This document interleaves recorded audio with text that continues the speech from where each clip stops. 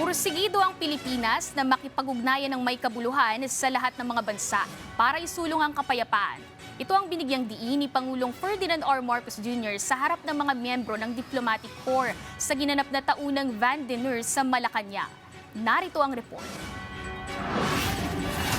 Binigyang diin ni Pangulong Ferdinand R. Marcos Jr. ang kahandaan ng Pilipinas sa pagsusulong ng multilateral cooperation sa iba't ibang bansa. Sinabi yan ng Pangulo sa harap ng mga miyembro ng Diplomatic Corps sa ginanap na taunang Van den Noor sa Malacanang.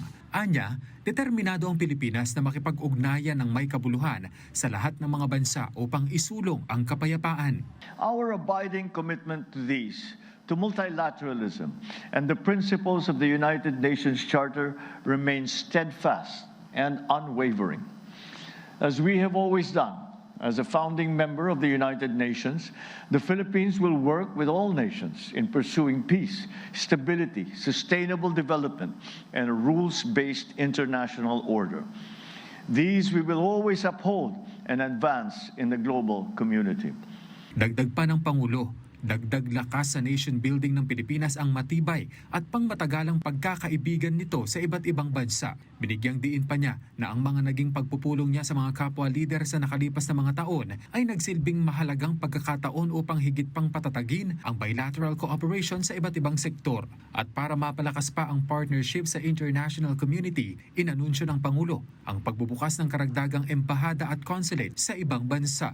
As an integral part of widening our diplomatic footprint, I am very pleased to announce that this year we will open our new embassies in Astana, Kazakhstan, and Accra, Guyana.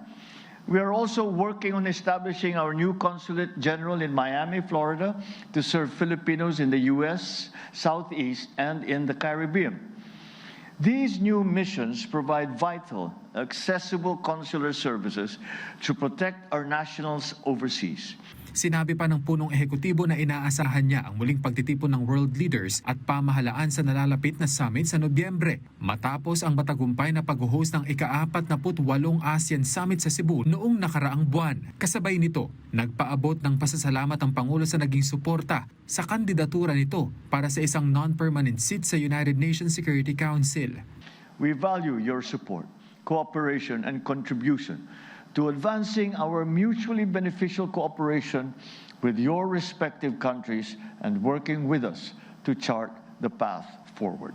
Ang Van den Noor ay isang opisyal na aktibidad na pinangungunahan ng Pangulo ng Pilipinas sa Malacanang na tradisyonal na ginaganap tuwing araw ng bagong taon at sa araw ng kalayaan ng Pilipinas. Kenneth Pasyente para sa Bayan.